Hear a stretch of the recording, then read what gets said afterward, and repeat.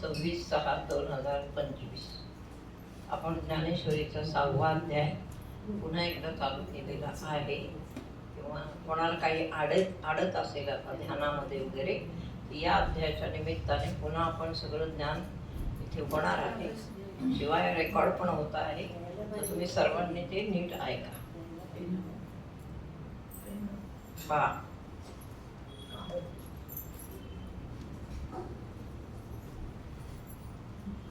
हा पहिला हे झाला का आपला म्हातारा मोहे नाशिला, ते झालं. ज्ञानेश्वर महाराज भक्तांना सांगण्यात पूर्णपणे बुडून गेलेले आहेत. ते काय सांगतात, ऐसे किंवा 22वी ओळी पहा. आता आत्मप्रभा नित्य नवी. आपलं ज्ञान जे आहे,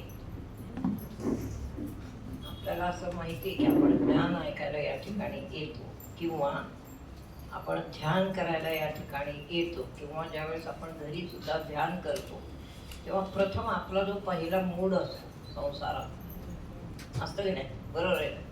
पहिला मूड असतो आपला, तो मूड जो आहे तो प्रथम घालवावा लागेल. तेव्हा तुम्हाला आत्ता आपण काय करतो त्याचं ज्ञान होईल, आणि मग पुढचं तुम्हाला अवगत होईल. तेव्हा आपला जो मूड आहे श्रवण करताना तो बदललाच पाहिजे. आपण घरून आलो, घरचा मूड वेगळा आहे, रोडवरचा मूड वेगळा आहे, गाडी चालवता चालवता कोणाशी भांडण झालं तो मूड येत असतो एक, आणि उगीच आपण त्याला बोललो असं पण एक वाटत असतं. ते सगळं जे बुद्धीतलं मनातलं आहे ते सगळं मागे टाकून ज्ञानेश्वरीचं ज्ञान श्रवण करायला बसायचं आहे. तेव्हा ज्ञानोबा सांगतात कसं बसायचं आहे. आता म्हणजे आत्ता आत्मप्रभा नित्य नवी, तेची करुणी ठाण दे. श्रवण करायला कसं बसायचं आहे ते ज्ञानेश्वर महाराज आपल्याला शिकवतो. आत्मप्रभा नित्य नवी, तेची करुणी ठाण दे. कसं बसायचं आहे. आमचे सद्गुरू आम्हाला प्रवचनाला बसताना बसायचं कसं ते शिकवायचे नेहमी, की कसं बसायचं. मी शिकवलेले खूप वेळा. कसं प्रथम सावधानतेची क्रिया प्रत्येकाला करणे आहे. डाव्या पायाचे टाच स्त्रियांनी आणि उजव्या पायाचे टाच ज्यांना जमत असेल आता त्यांनी, म्हणजे तरुणांनी, ती लावून मगच हे ज्ञान ऐकायला बसायचं आहे, असं ज्ञानोबरायांचं मत आहे. मग तेची करुणी ठाण दे. आता आत्मप्रभावाचा दुसरा एक अर्थ आहे कुंडलिनी शक्ती. कुंडलिनी शक्ती ही पण आत्मप्रभा आहे. तिला प्रार्थना करून हे कुंडलिनी शक्ती माते, मी आता प्रवचनाला बसत आहे, त्यामुळं प्रवचनाचे सर्व शब्द माझ्यापर्यंत यावे, माझ्या बुद्धीतून खाली येऊन मला आकलन व्हावे असं म्हणा, आणि ते शब्द माझ्या बरोबर यावे अशी प्रार्थना करा. नाही तर शब्द इथेच राहतात, आपण घरी जातो. आणि मग नंतर जर मी विचारलं कोणाला की आज काय झालं पडेरताई, तर पडेरताईंना मग काहीच सांगता येत नाही, असं ते होतं. उदाहरणार्थ पडेल नाही, तसं होऊ नये म्हणून ज्ञानेश्वर महाराज त्याची काळजी घेऊन सांगतात. आता आत्मप्रभा नित्य नवी. या इथे नित्य नवी आहे कुंडलिनी शक्ती. आत्मप्रभा म्हणजे कशी आहे, कधी शिळी होत नाही. कुंडलिनी शक्ती एक अशी शक्ती आहे की जी तुमच्याजवळ एकदा तुम्हाला प्राप्त झाली. प्राप्त कधी व्हायची, लांबून यायची का कुठून, का पार्सल यायचे कुठून, आपलं कुंडलिनी काय व्हायचे का.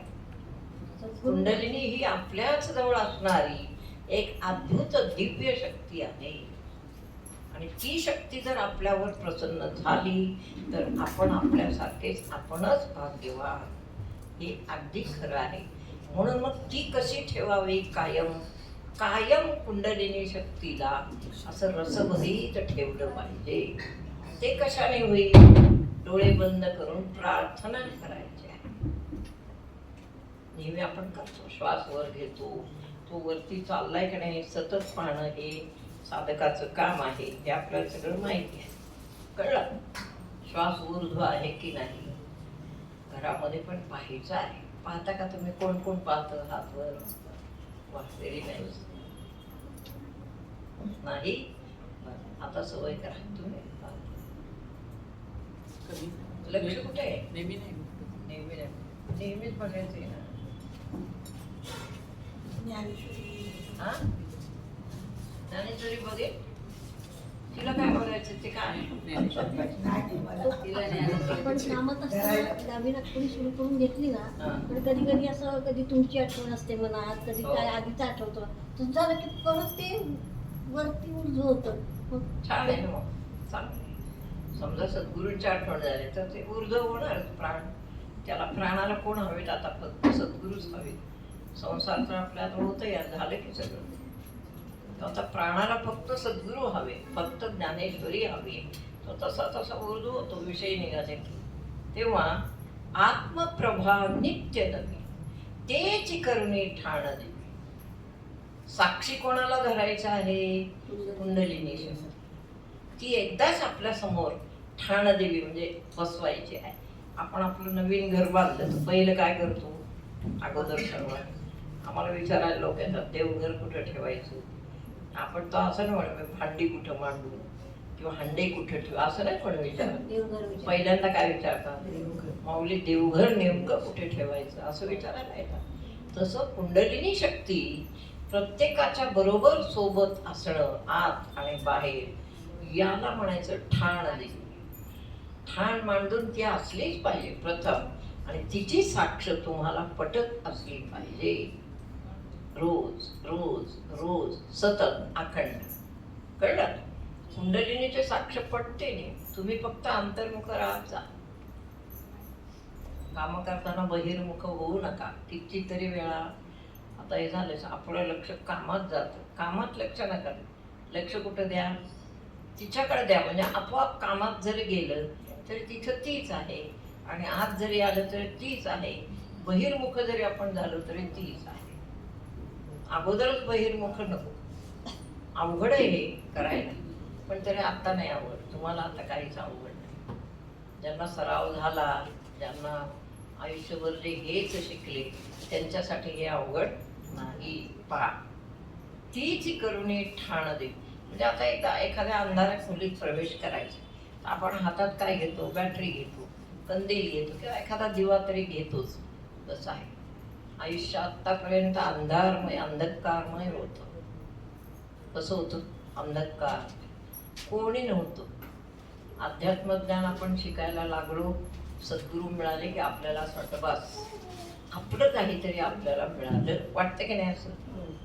वाटतं. सद्गुरू तर फार आपले वाटतात, आणि त्या दृष्टीने आपली पावलं घट्ट पडायला लागतं. बस आता दुसरा मार्ग नाही, आता एकच मार्ग. हाची माझा मार्ग एकला, असं आपण चालत राहतो.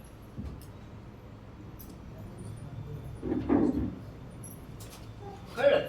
म्हणून मग ठाण देवी करायचं. ज्ञानेश्वर महाराजांनी सांगितलं, कुंडलिनी शक्ती मातेला आपली साक्ष करायची.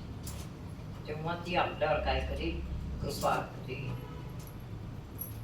जो इंद्रियात, आता पुढचं एक पद्धत, इंद्रियाते चोरून देवी तयाचे. आता समजा तुम्ही प्रार्थना करायला लागला, सोपं सांग, श्वास वर घेतला, प्रार्थना, हे कुंडलिनी जगतो म्हणा.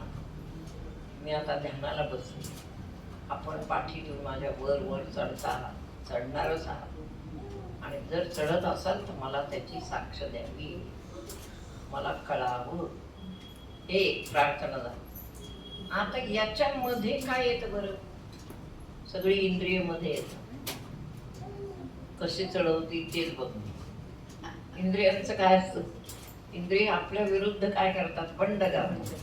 अजून एक ठिकाणी माऊलींनी विषय घेतलाय. तुम्ही एक म्हणता, इंद्रिय दुसरंच म्हणता, मग तुम्ही म्हणून मधलं सगळं राहून जातं. इंद्रिय तयारच आहे. म्हणजे तू किती संपत्ती मिळव, मी तयार, चोर म्हणतो. तसं हे सगळे चोर आहे. हे तुम्हाला एक दिवस चोरून कोणीकडे तरी नेऊन बंद करतील. त्याचं नाव इंद्रिय. तुमचं सर्वस्व हरण करतील, त्याचं नाव इंद्रिय. इंद्रिय साधे नाही का? इंद्रियांचं नावच आहे चोर. चोरून शब्द किती ते वेळा आलाय. म्हणून माऊलींनी इथे ठाणदेवी कुंडलिनी जर केली साक्षीभूत तर चोरून खा बाबा, हळूच खा, सगळ्यांना सांगू नको. ध्यान कसं केलं पाहिजे? हळूवा, सगळ्या इंद्रियांच्या रही एक भाग. हा थोडा सूक्ष्म विषय आहे. इंद्रिय मध्ये नकोच यायला बाबा. ज्ञानोबाला सांगितलं कोणत्याच इंद्रियाची कोणतीच आवड ध्यानाला बसल्यावर मध्ये येऊ नये. आता ध्यानाला बसलो, वरात आली पडेरताई, वरात आली तर पडेरताई आमच्या खिडकीत पळाली. बसलो कशाला? गेलात कुठं? इंद्रियात. लगेच डोळे पळाले, कान पळाले, पायही पळाले. काय झालं म्हणजे वरात आली. मला सांगा, ध्यान वरात पळणे याचा काहीतरी कुठं संबंध आहे का? इकडे लक्ष ठेवा.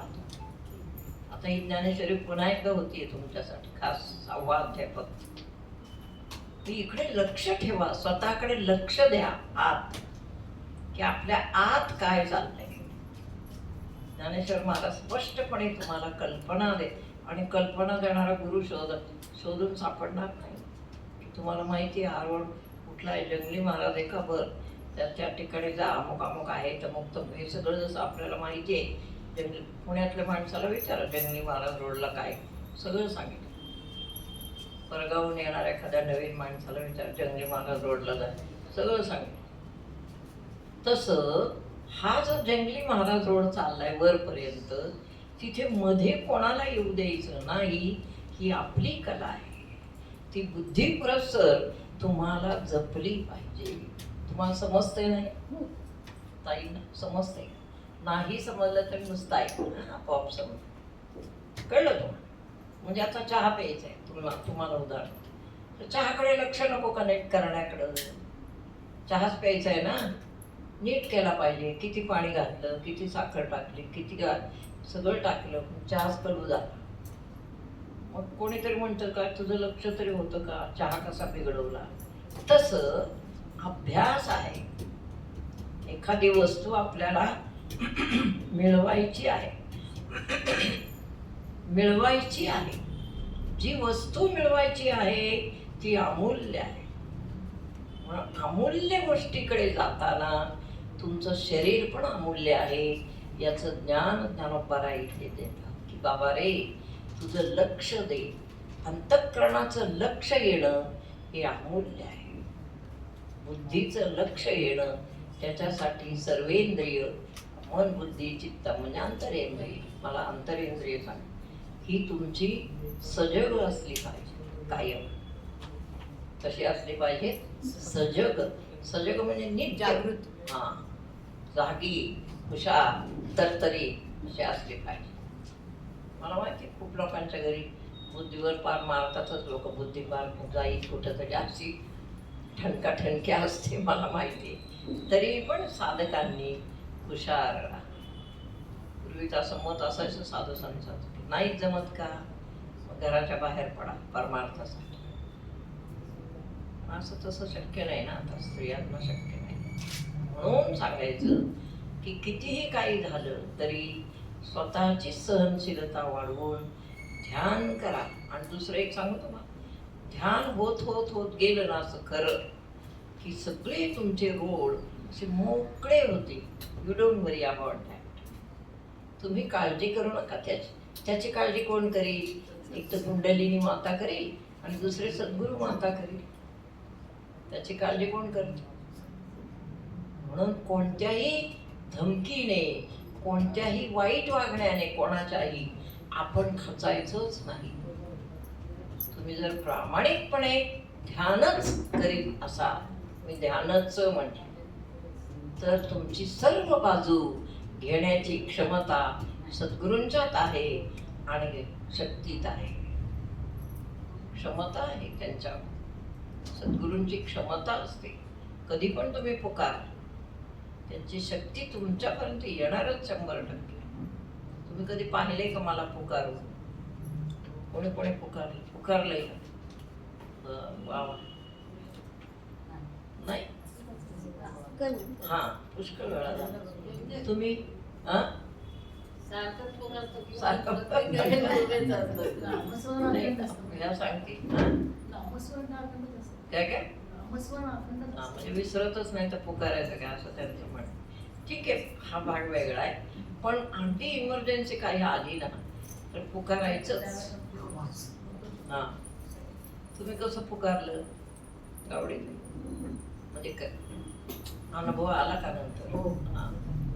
असा अर्थ अर्थ पाहिजे आत्ममध्ये, रडलं पाहिजे सद्गुरु कृपेसाठी आणि कुंडलिनीच्या कृपेसाठी. सद्गुरूंनी दिले दान, जे द्यायला पाहिजे होतं ते तुम्हाला दिलेलं आहे.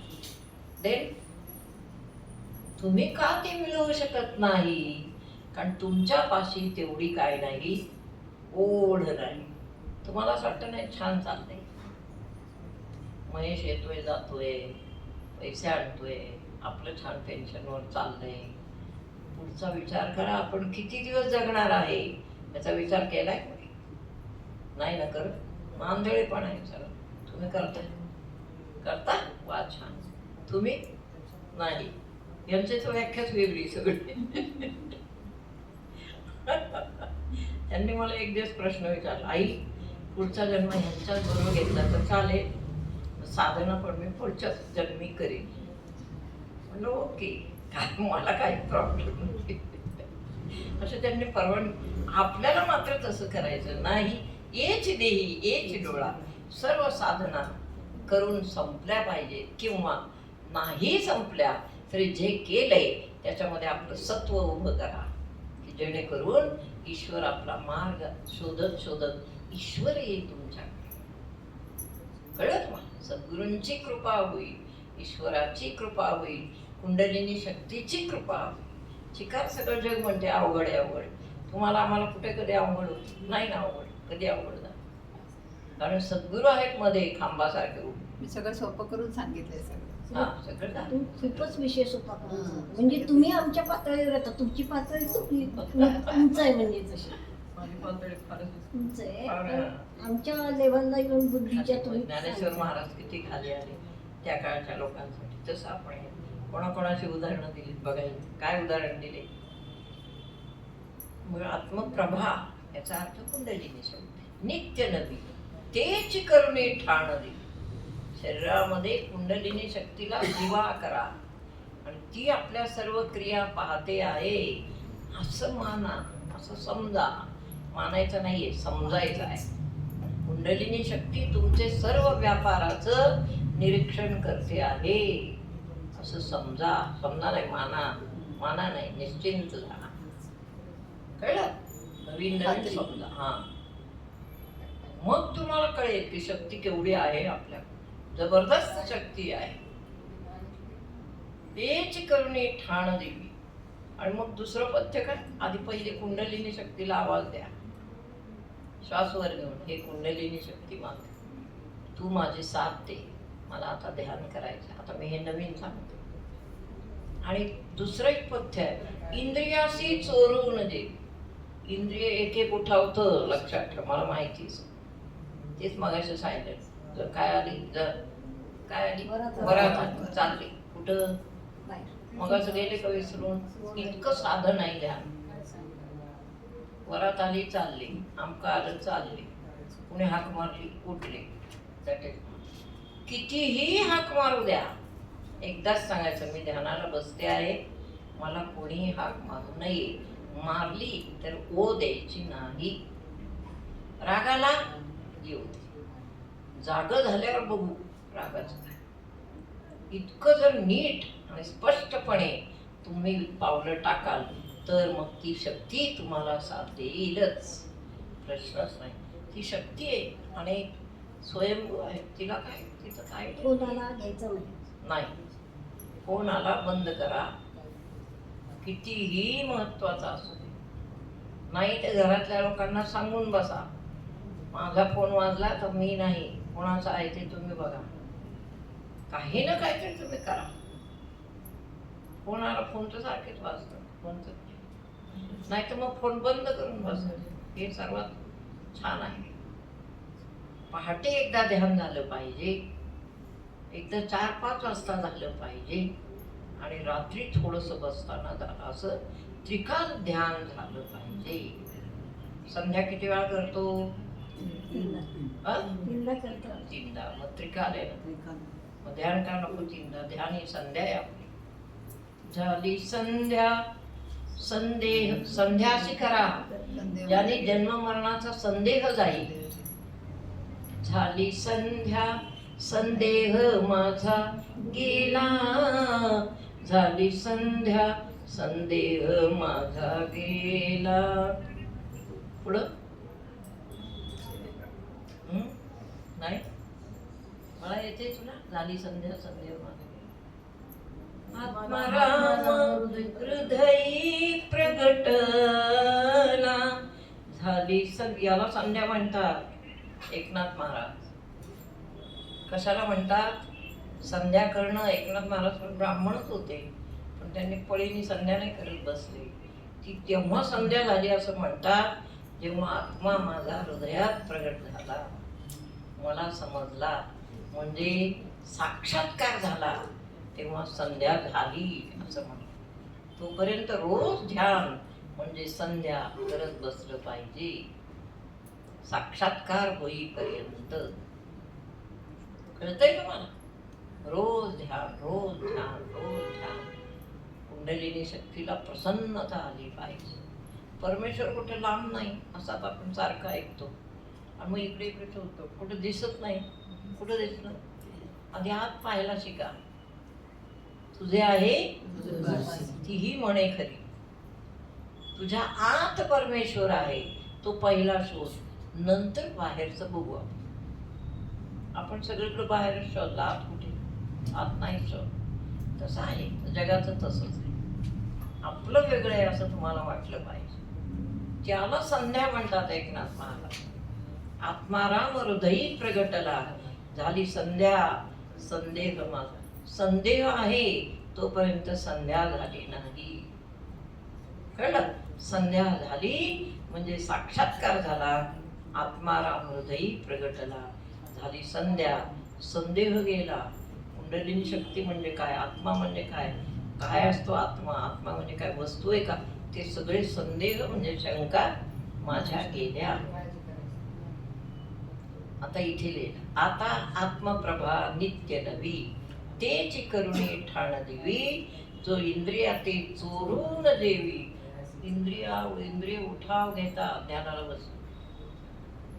हळूवार असं वाटतं की नाही आपण कामं करून थकलोय, जिभेला वाटतं चला थोडासा चहा घेऊन बसूया. बसल्यावर am I right? बसल्यावर असं आलं जिभेचं, थोडासा चहा घेतला तर बरं वाटतं. मग बसू. बसलेली मांडी काढली, चहा करायला गेली. चहा करायला गेल्या तर सुनबाईंनी कुकर लावलेलाच होता. शिट्टे होईपर्यंत थांबल्या. कामात काम बघ. ते झालं आणि पुन्हा आसनाकडे निघाले तर सुनबाई म्हणाल्या तेवढा कोबी ठेवलाय तो जरा चिरून ठेवा आई सासूबाई. मग तिथे येऊन द्या. मग नंतर म्हणलं त्याला फोडणी द्या. कोण बोलले? हा काय चालू आहे ना का नाही? आहे दिसत नाही. मग फोडणी द्या म्हणजे सगळी कामं येऊन पडली. सोनबाई म्हटलं मी आता जाते बाहेर जाऊन येते, पुढचं उरलेलं तुम्हीच करून ठेवा. म्हणजे झाली का पंच? अरे तो पण मध्ये ध्यान झालं असतं. जर तू चहा करायला उठली नसतीस तर ध्यान झालं असतं. हे पॉइंट आहेत, मी सांगते ते. हे पॉइंट आहे. तुम्ही काय भविष्य बघता? हा नाही का? काय ते आहे ना तुम्हाला विद्या प्राप्त आहे, पण म्हणजे शक्यतो बघतच नाही का? ज्यांना माहिती आहे ते पडतात येतात पण सांगता ना छान क्वचितच. क्वचित. मला वाटलं की तो आहे असं आहे. मन काय? मन मोकळच असतं. पण आणखीन कबीरदास महाराज सांगतात बाबा मन जाता है तो जाने दे, मत जाने दे शरीर. दुसरी बाजू शरीराला नको उठवूस. मन म्हणतंय का चहा करून नंतर लगेच बसू. चहा करायला गेलो तर सगळ्या उपाधी तिथं आलं. कोबी चिरणं आलं, कुकर लावणं आलं, सगळंच आलं. 10 ध्यानाचे काय वाजले? 12. हा. मग कधी ध्यान करणार? जेव्हा ध्यानाची वेळ आहे. एक तर पहाटे, मी स्वतः याचा अनुभव घेतलेला. पहाटे सारखं ध्यानच नाही बरं.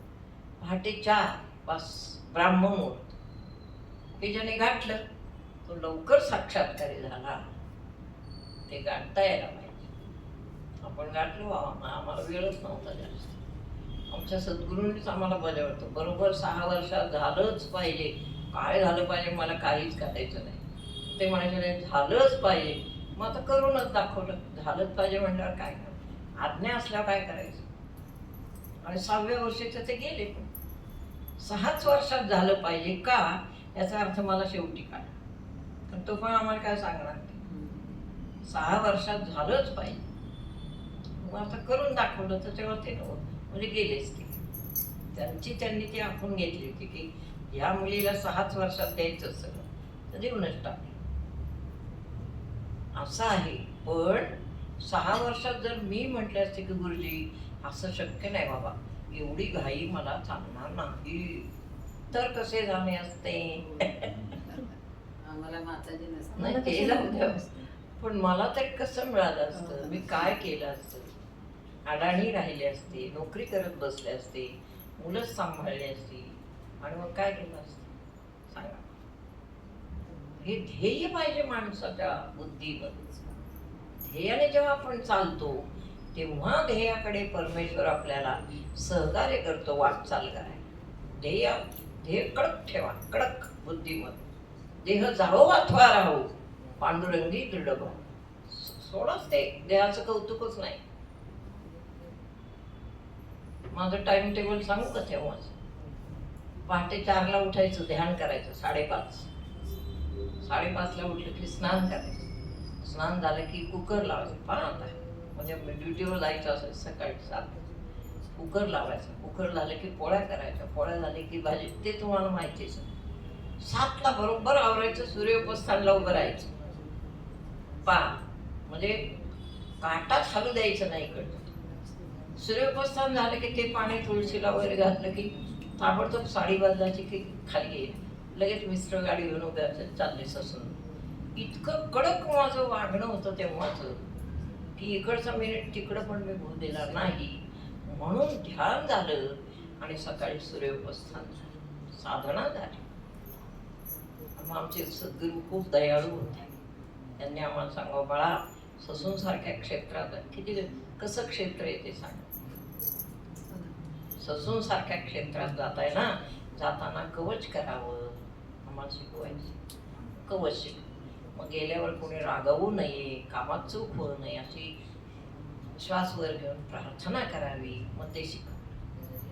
कोणाची बोलणी बसू नये, प्रार्थना करावी, ते शिकव. असं खूप आडाखे इतके शिकवले त्यांनी. आणि जर समोरचा फारच आगाऊ झाला असला तर त्याच्या भ्रुकुटीमध्ये कोणता मंत्र सोडावा हे पण शिकवलं. मज्जा आली. मी तिथून पुढची नोकरी मी इतकी हसत आणि इतकी मज्जा करत गेली. समोर तर गती प्रगट होण्याचा जो अभ्यास आहे तो अवघड आहे. गती प्रगट संपूर्ण शरीरामध्ये गती आहे, पण तिला जाणून घ्यायचंय हे आपल्याकडे काम.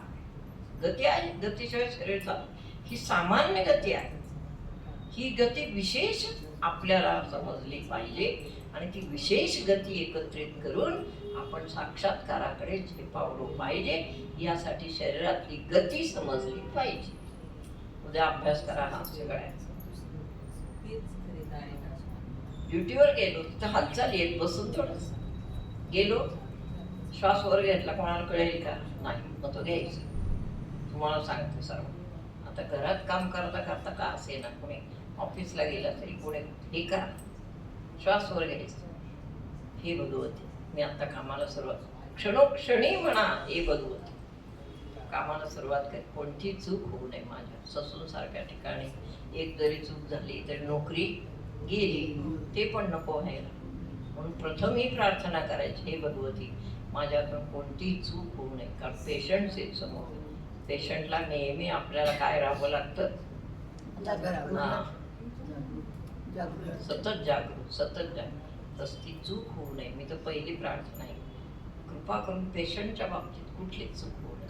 ती झालीच नाही शेवटपर्यंत, बिलकुल नाही.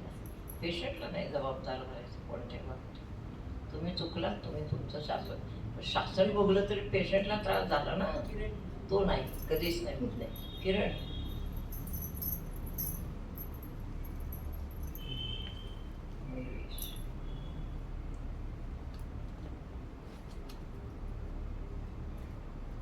आम्ही फार कसरत केली बरं का, तरी ध्यान झालं. कोणाला खोटंच म्हणजे सगळ्यांना खोटंच वाटत असेल, ध्यान झालं. मग प्रार्थनेवर सगळं तारायचं दिवसभर.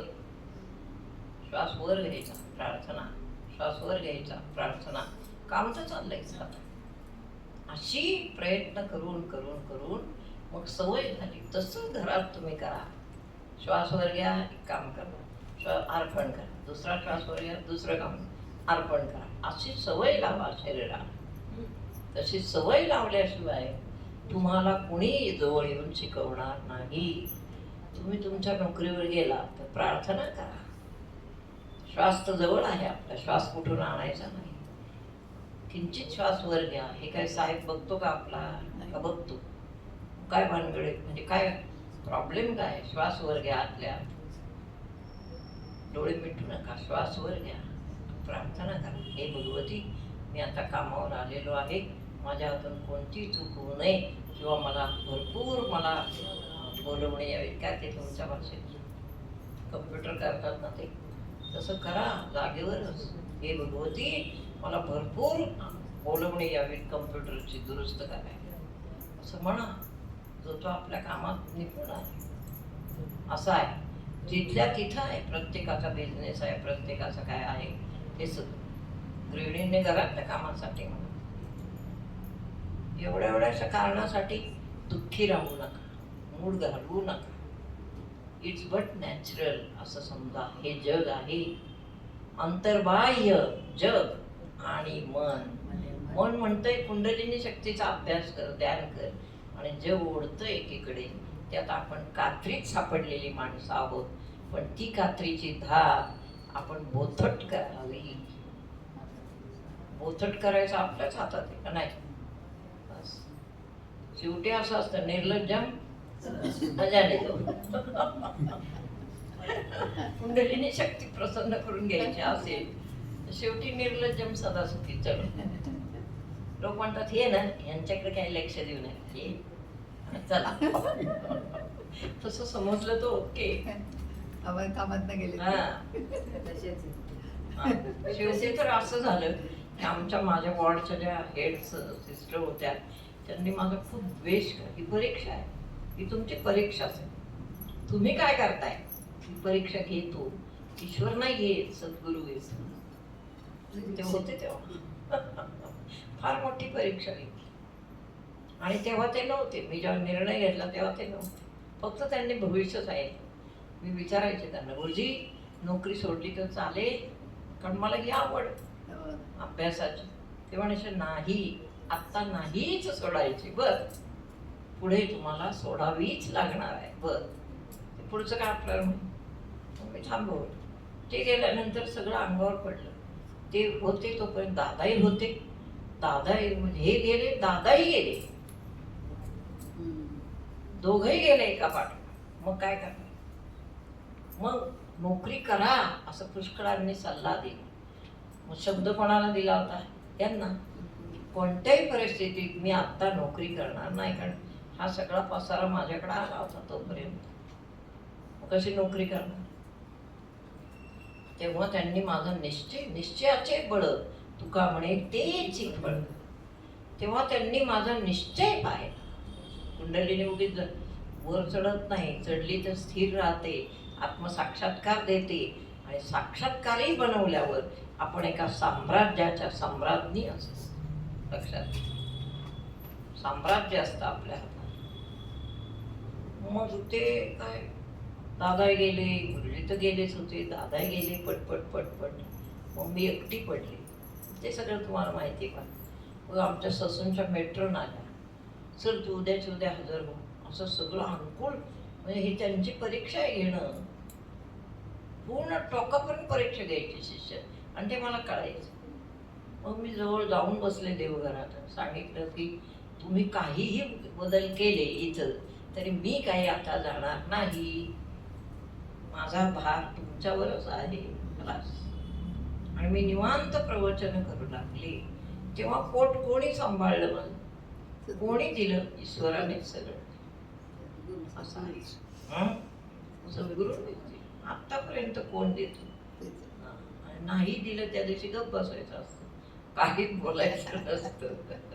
दिलंच पाहिजे असं नाही, देतो. आपली गरज त्याला कळते.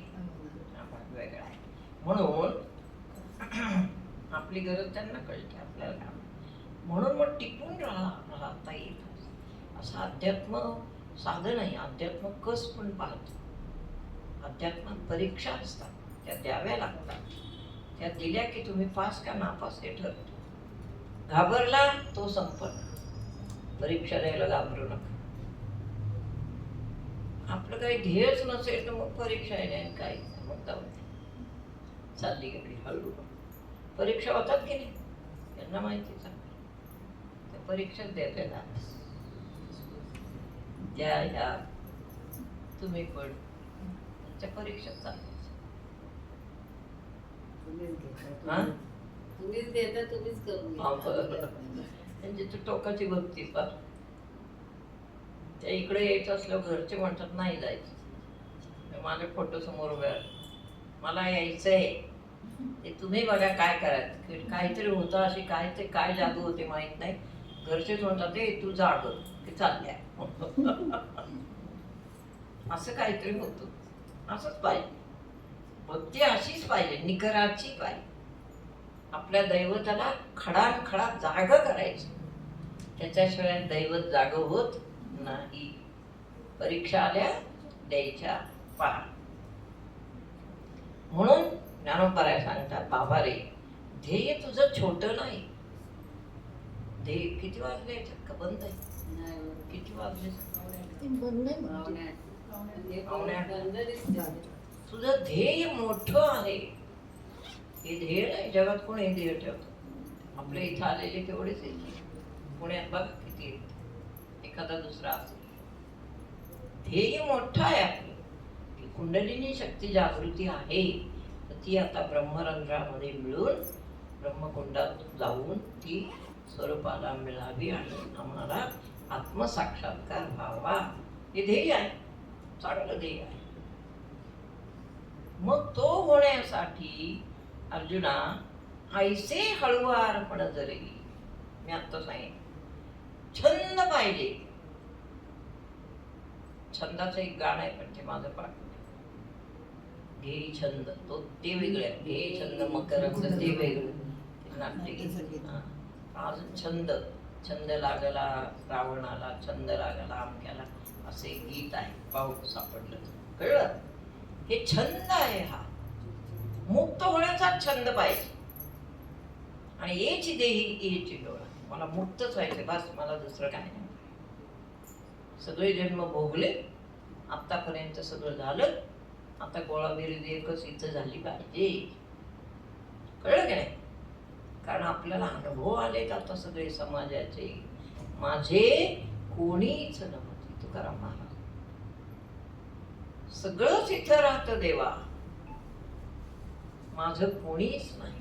तुकाराम महाराजांचं किती कटू अनुभव. आपल्याला तरी बरे आहे. आपल्याला आत्ता कोणी रागवलं तर थोडा वेळ म्हणतील तरी तू जेवलीस का किंवा नाही म्हटलं तरी आपण चाल आपण म्हणून जाऊ दे, तो विसरला वगैरे असं आहे. पण महाराजांचं तसं नव्हतं. महाराजांचं आयुष्य पूर्ण एकाकी होतं.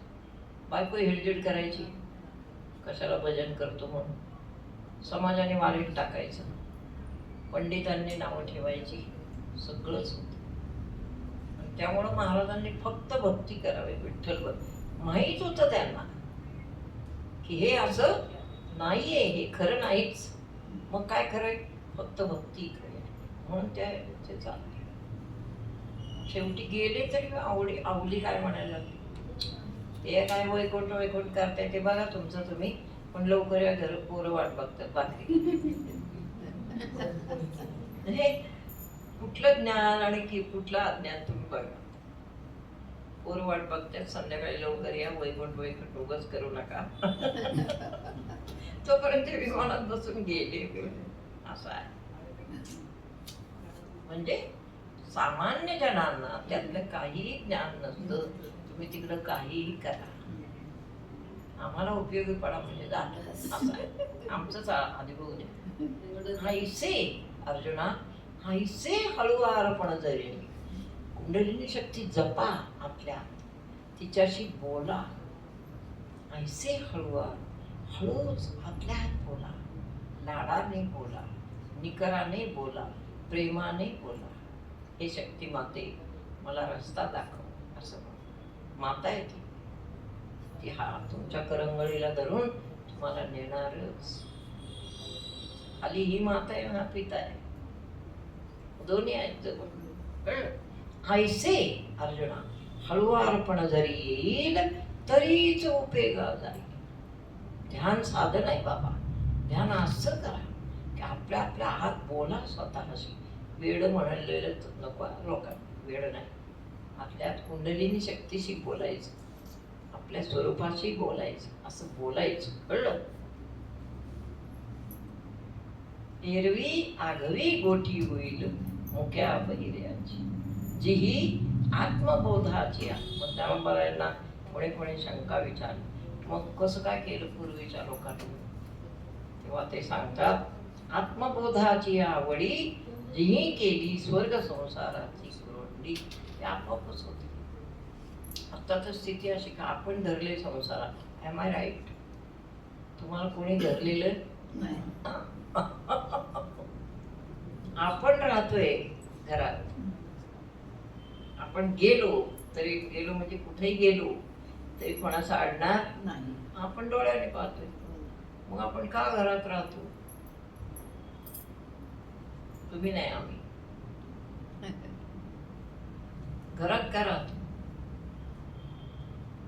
कारण आपलं शिक्षण तसं आहे. म्हणून काय घरदार काही सोडू नका, शक्तीचं घरात आहे तसंच करा, चाललंय तसंच, असं आपण शिकतो संस्कार. पण त्यासाठी आपण कितीतरी वेगळं विरुद्ध किती ऐकतो कानांनी, किती ऐकतो. हा, तेव्हा काय करतो? तेव्हा काय करता तुम्ही? दुर्लक्ष करायचं. हो ना, मला येत नाही बाबा एवढं. हा, तुम्ही काय करता?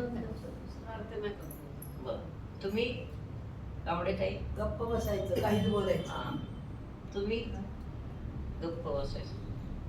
अजून कोणी इथं? चिपळूणकर? मलाच रडायला येतं. कशाचं? काय म्हटलं ते. तुम्ही रडायला लागतात का बरं? काय माहिती निघून जायचं त्यावेळेस बाहेर. आणि जुरंगे ताई?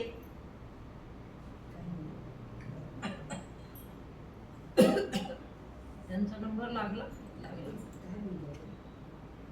पडेल काय रडतातच आमच्या. काय घरात काही विरुद्ध झालं तर काय करायचं? शांत बसायचं. शांत.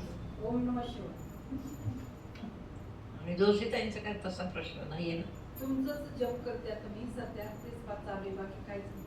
अहो किती परवा पण खूप बोलले, पण मी शांत बसते. ते म्हातारे म्हणते मला. कुठे मग आपण तरुण आहे का? म्हणजे आहे. जसे आहोत तसे लोक बोल. अहो आहे आपण, पण म्हणणं वेगळं ना, कशाला म्हणू? मलाही म्हणतात म्हातारी आली म्हातारी, मग काय करायचं? आपण झालोय म्हातारे तर लोक म्हातारेच म्हणणार. चिंताई तुझं म्हातारे, माझी मी जपते, बरं आहे. चांगले ना, आता ते तरुण आहे. आपण म्हातारेच आहोत. नाही, मला नाही काय वाटत आता. तुम्ही सांगताय दुःखाने म्हणून. एवढी माझ्या पाठीमागं आहे, मला काय करायचं? मला आता काय नाही म्हटलं. आता फक्त प्रेमच नाताची बास. एक म्हातारी आहे ना इथे.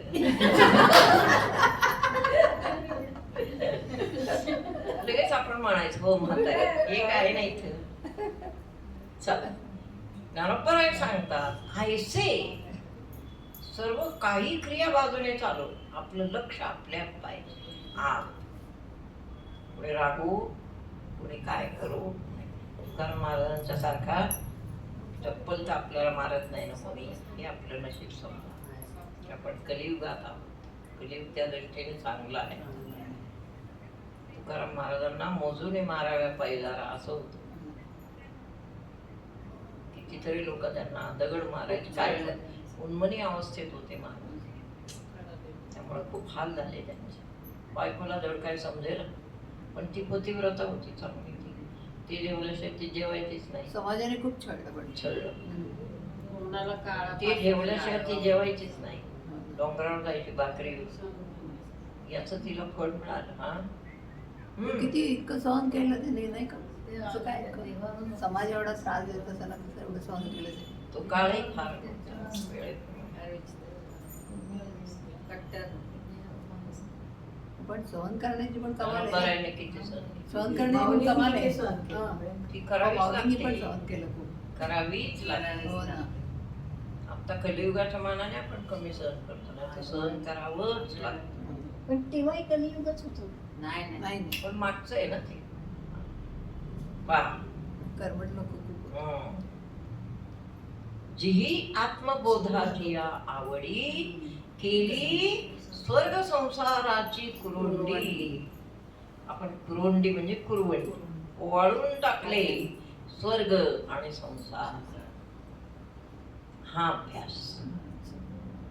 कारण काय आम्हाला शक्ती जागृतीने आत्मबोध व्हावा. आत्मा म्हणजे काय आहे सांगा. काय आहे, कुठे आहे आत्मा. हात दाखवा, बोलू नका. आणि तो काय करतो, काय आहे. तेज आहे ना. तेज काय करतो ते तेज? बोला. ज्ञान आहे त्याच्यामध्ये. ज्ञान पण आहे. ज्ञान आहे. अजून काय आहे. बल. ज्ञान बल क्रिया. आमचे गुरुजी रागवायचे हे आम्हाला आलं. ज्ञान आहे, बल आहे आणि क्रिया आहे. आत्मशक्तीचं वर्णन कसं आहे. ज्ञान बल क्रिया. त्याच्या ठिकाणी 3 वस्तू आहेत. एक ज्ञान होतं आपण जर घेतलं तर. बल आहे, ठरवलं तर आपण पाठांतर करू शकतो म्हणजे उदाहरणार्थ. आणि क्रिया आहे, ह्या संपूर्ण शरीराच्या क्रिया त्याच्यातल्या चलनामुळं होतात. त्याच्यातून जे खाली येईल स्फूर्ती, त्यामुळं क्रिया आहे. एरवी क्रिया कोण करणार.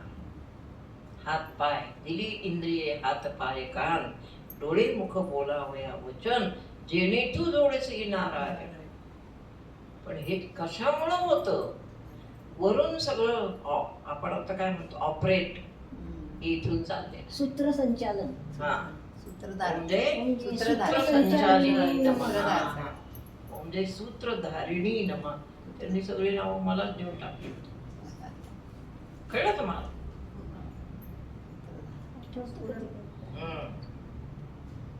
सूत्रसंचालिनी कोण आहे. कुंडली. कुंडलिनी शक्ती. मग त्यांची एक शक्ती त्यांनी खाली पाठवली, तिचं नाव कुंडलिनी शक्ती. ती सूत्र संचालन करते. म्हणून आत्मा हा शक्तिरूप आहे, आत्मा हा बलरूप आहे, आत्मा हा क्रियारूप आहे. ज्ञान बल क्रिया असा आत्म्याचं वर्णन आहे. पुढच्या प्रवचनात मी प्रश्न विचारीन. आत्म्याचं वर्णन सांगा, तेव्हा हे कळलं पाहिजे. बघू आता कोण पहिलं सांगत. म्हणून अर्जुना त्याच्या क्रियांकडे जो लक्ष लावी तयासीच भावे. सूक्ष्म आहे थोडं. मला सांगा, कितीही सूक्ष्म गद्दळ जर डोळ्यात गेलं तर काढतोच ना आपण, तसंच ठेवतो. ठेवत नाही, ठेवून चालतच. तसा सूक्ष्म आत्मा आहे. श्वास सूक्ष्म आहे, पण ते आपलंच आहे. ते शिकलं पाहिजे, त्याचं ज्ञान घेतलं पाहिजे. कळलं.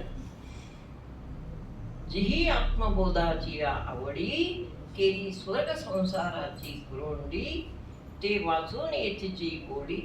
अर्जुना याच्या नादाला कोण लागतं तुला माहितीये का. ज्यांना आत्मबोधच केवळ हवा आहे आणि त्यासाठी ज्यांनी स्वर्ग पण नाकारला आणि संसार पण सोडला असे लोक याच्या नादाला लागतात आणि किंवा हे मिळवतात. मग म्हटलं तुम्ही एवढेच आपण जमलोय तर मग नादाला तर लागा, पूर्ण नादालाच लागायचं. त्यासाठी तुम्हाला आधी माझ्या नादाला लागावं लागतं. ते तुम्ही लागलेलेच आहात म्हणा. कळलं? म्हणून जी आत्मबोधाची आवड, ही आवड आहे ना. आणि ज्ञान कसं मिळवायचं, म्हणजे पूर्वी आम्हाला हे ज्ञान नव्हतं की अंतर्मुख ज्ञान आहे. कोणा ज्ञान होतं ना, तेव्हा संतांच्या चरणाशी लागायचं. संत म्हणजे कोण? वेगवेगळे प्रवचनकार काय सांगतात ऐकायचं, नीट ऐकायचं. तिथं काही कळायचं म्हणजे ते वरवरचं कळायचं सगळं. पण ते करता करताच एकदा समर्थ भेट. ते वरवरच सांगतात. पण तेव्हा कळायचं नाही ना वरवर. त्या गोष्टी बऱ्या वाटायच्या, ते आचरण काय सांगायचे ते छान वाटायचं. ते कळत कळत कळतच आपण इथपर्यंत आलो. असं आपण काय नाही असं नाही. कळलं? म्हणजे आमच्या मिस्टरांना बिलकुल कीर्तनाला प्रवचनाला गेलेलं चालायचं नाही. आमच्याकडे एकदम कडक पथ्य. तसं मी रात्री 9ला बाबा महाराज सातारकरांचं कीर्तन आपल्या देवजी बाबांच्या तिथे, मग ते मी कसं सोडणार? माझा जीव तळमळायचा. हे या सगळ्याच्या आधी फक्त संसारच होता. दादांना 9, 9:15ला हळूच कसं विचारावं, कसं शेवटी जी रेटवायची कशी, जाऊ का कीर्तनाला? त्या अमक्या बाई आहेत माझ्या, असं काहीतरी करायचं, मग जायचंच. एवढी वेडवाकडे तोंड केलं ते जायचंच, यायचं असं असायचं. पण ते नाही, जायचंच नाही. एकदा जायचं नाही म्हणून मी गेले सिद्धेश्वर म्हणून. सिद्धेश्वरच जवळ आहे आमच्या घरात. पण त्याची मला किती शिक्षा दिली त्यांनी, तेवढी शिक्षा मी भोगली. म्हणजे परत आले तर माझी बॅग बाहेर होती आणि दाराला कुलूप होत. असं तुम्हाला केले का? विषय सांग. हे सहन करायला आलं पाहिजे. आणि वडिलांकडे, वडील तर त्यांच्यापेक्षा कडक. वडिलांकडे बॅग घेऊन गेले, दादांनी समोरून पाहिलं, काय तिथूनच विचार काय झालं. त्यांना वाटलं आली ही राहायला. बरं त्यांनी तिथे ओळखलं. जवळ आलं, नाही थांबा थांबा, तिथेच थांबा, काय झालं? म्हटलं काय नाही, असं असं झालं. मी कीर्तनाला प्रवचनाला गेले तर मला ते गेले, मला बाहेर काढले. असं का? हे सगळे प्रश्न तुम्ही तुमच्या घरी जाऊन सोडवा. आल्या पावली तिथूनच परत पाणी पण नाही दिलं. हे प्रसंग लक्षात पाहिजे स्वतःवर आले म्हणजे मग शक्ती कृपा करते. असे प्रसंग आले तरी हिने सोडलं का? नाही ना. मग शक्ती कृपा, मग सद्गुरु कृपा. सद्गुरूंचीच कृपा झाली पाहिजे, शक्ती तर करेल. असं आहे. सत्व परीक्षा मनुष्याची असतेच आयुष्यात. ती दिल्याशिवाय, तो अवघड पेपर सोडवल्याशिवाय तुम्हाला पुढचा पेपर काळ घालत नाही. कळलं? कधी कधी जीवनात पेपर अवघड येतात. आपल्या गुरूंचं स्मरण करून झाले का प्रश्नांची सोडवणूक?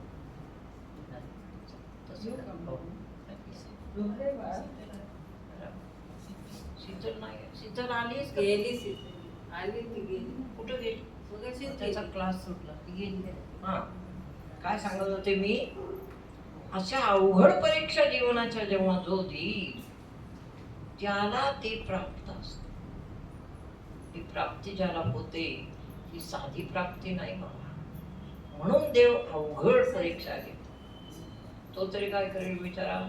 तो हे स्वतंत्र नाही यावं द्यायला येईल. त्याला पण परीक्षा असतात पुढं तिकडं.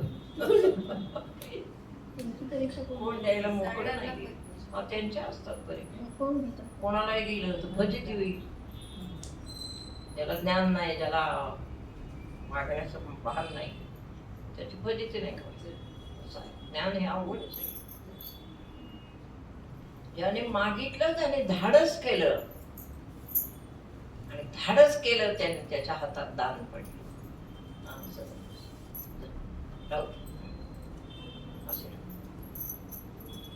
ज्याने धाडस केलं त्याच्या हातात दान पडलं.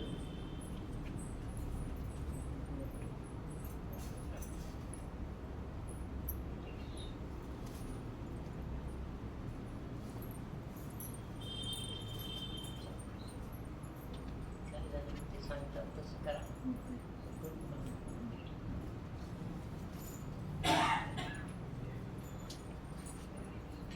एकदम.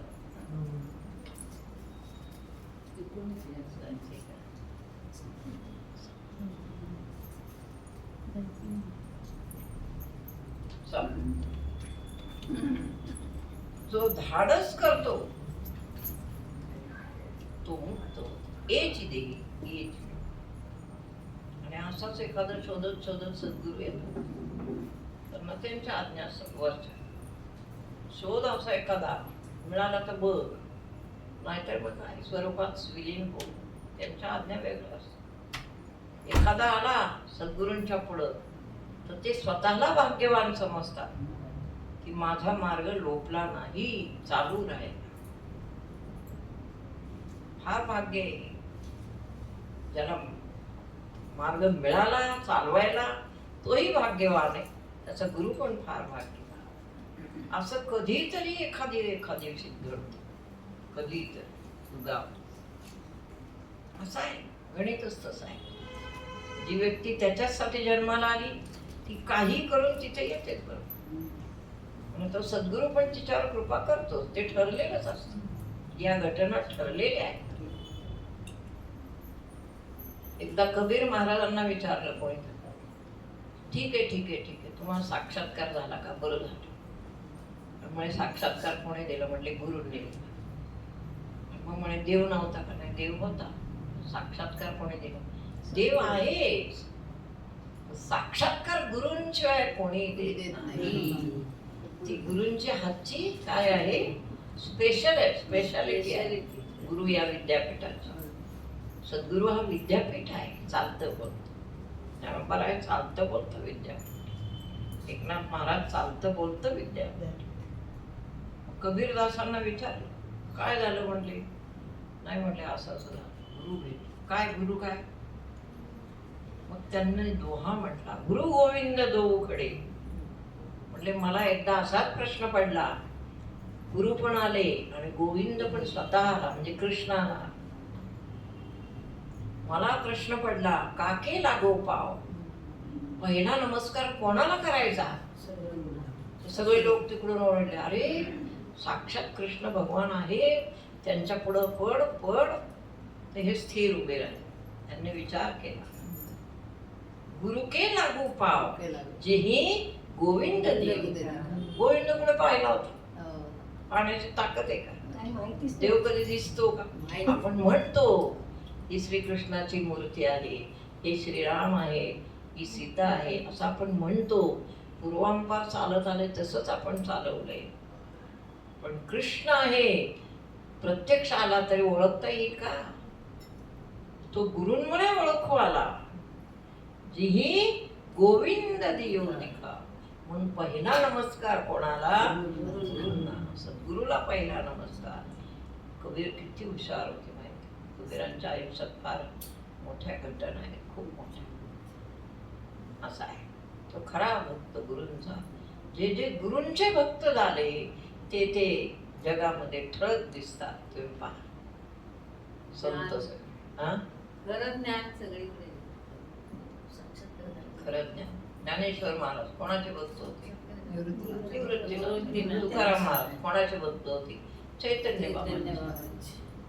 असे ठरे बघा, असं बघा. त्यामुळं सद्गुरु हे पद जे आहे ते खूप अवघड आहे बनलं. कित्येक काळानंतर असा एखादा सद्गुरु होतो. काळाचं देणं आहे ते, मोठं आहे. जबाबदारी पण मोठी आहे आणि देणं पण मोठं आहे. आणि कधीतरी होतो सद्गुरु. सद्गुरु का प्रत्येक पिढीत होत नाही काय निर्माण? शक्य नाही. जो त्यागी असतो, भोगांचा त्याग करतो, आवडती गोष्ट आली तरी तिचा सन्मानच करतो, आवडती गोष्ट गेली तरी दुःख करत नाही. सद्गुरूंच्या अशा परीक्षा आहेत बाबा खूप. त्याला सद्गुरू म्हणायचं. सद्गुरू हा क्वचित श्रीरामांच्या वेळेला ऋषी काय थोडे होते का? ते कोणाला मानायचे? वशिष्ठ, बस एकच. असं आहेच ते. प्रत्येक पिढीमध्ये एक एक असा सद्गुरू होतोच, कळलं का? किंवा कित्येक पिढ्यांनी एखादा सद्गुरू निर्माण होतो ज्याला हा मार्ग माहीत असतो. हा मार्ग खूप कठीण आहे, हा मार्ग माहीत असतो. आता संपूया, आपलं किती वाजले सांगा. म्हणून आत्मबोधाच्या आवडीसाठी ज्यांनी स्वर्ग आणि संसार दोघांची कुरवंडी केली अर्जुना, ते मला प्रिय आहे. दोन्हींची कुरवंडी म्हणजे काय काय म्हणायचं?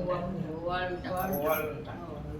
केली स्वर्ग संसाराची कुरवंडी, ते वाचून ते वरानुसार ते वाचून येथीची गोडी नेणती अनेक.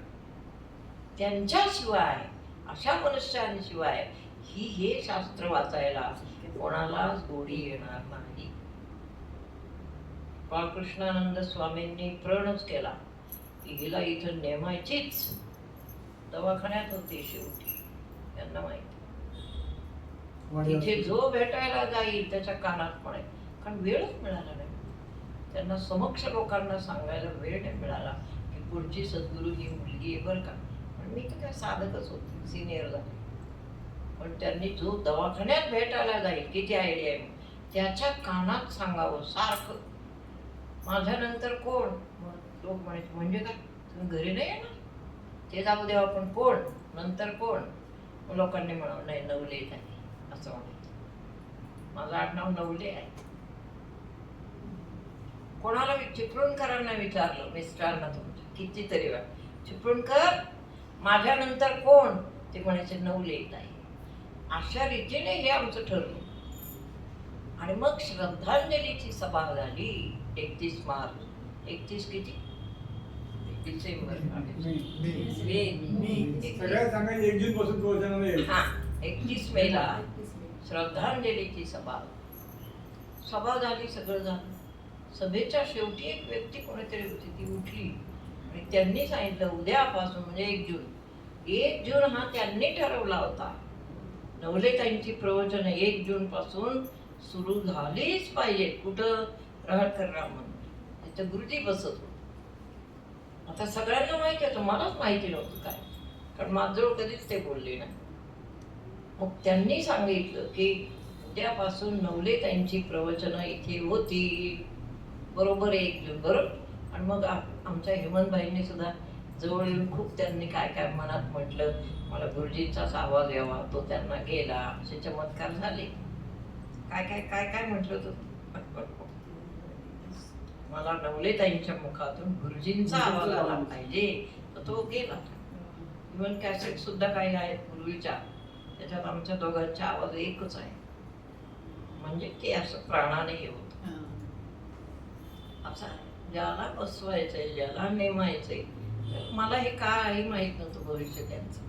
काय सांगतात लोकांना काय ते आय डोंट नो, काही माहिती नव्हती. एक प्रापंचिक स्त्री आणि एक नोकरी करणारी स्त्री, ती ओळख माझी पुसली गेली आणि सद्गुरू म्हणून माझी ओळख परमहंसांनी करून दिली लोकांना.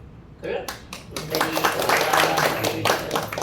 हे असं म्हणजे सद्गुरूंच्या मनात असावं लागतं. कोण काय, पूर्वजन्माचं कोण, कुठल्या ओळखी. आता आणखीन एक वैशिष्ट्य सांगते की मी साधना करीत असताना मला समोर काही वेळेला दृश्य दिसायचे. ते माझे जवळजवळ 4 का 5 जन्म मला परमहंसांच्या बरोबरचे दिसलेले आहेत, म्हणजे वहीत आहे. कळलं? ते दिसलेले जन्म आहेत, ते कुठल्या तरी ह्याच्यात आहेत, पण मी तिथं आहे. काहीतरी आहे तेव्हा मी तिथं आहे असं. आणि ते प्रमुखच आहेत कुठल्या तरी, नंतर सांगेन. असं असे जन्म दिसलेले, म्हणजे असं उगीच कुठे होत नाही. काही सृष्टीत कुठलीच हालचाल कधीच उगीच होत नाही. आपल्या पायाखाली मुंगी मरते, उगीच नाही मरत, काहीतरी असतं. आपण म्हणतो नाही उगीच की, उगीच काय होत नसतं. म्हणजे कठीण आहे प्रत्येक गोष्टीचं इतकं मुंगी मेली हा मग उदाहरण सांग. उगीच नाही कुठलीच क्रिया विनाकारण होत नाही, त्याला काहीतरी पाठीमागे कारण असतं. असं आहे सद्गुरू होणं किंवा शिष्य होणं. आता शिष्यांचं सांग. याच सद्गुरूंचे अमुक शिष्य आहे ते ठरलेलं आहे एवढं. आपण तो पाठ कुठेही लिहिलेला नाही. मस्त गुण. अमक्या नेमस्त गुण, त्याला नेमस्त गुण. कोण निमित्त आहे, कोण सद्गुरू मिळणार आहे, त्यासाठी तुमचं किती वर्षाचं आयुष्य मागे गेलेलं आहे, तुम्ही किती हाल अपेष्टा सहन केलेल्या आहेत, ते सगळं ते सद्गुरू मिळाल्यावर ते शांत होतं. मग सद्गुरूंचा बोध तुमच्या बुद्धीत उतरतो आणि तुम्ही मुक्तीच्या मार्गाला लागता. बरोबर. सगळेजण निवांत राहा, काही काळजी करू नका. काळजी नका करू म्हणजे ध्येय धरून चाला, ध्यान करा. पुंडलिक वरदा हरिविठ्ठल श्री ज्ञान. हा मार्गच असा आहे, खूप वेळा मार्ग आहे. पण एकदा भेटल्यावर सुटत नाही. हा एकदा रटायचं म्हणजे रटायचं.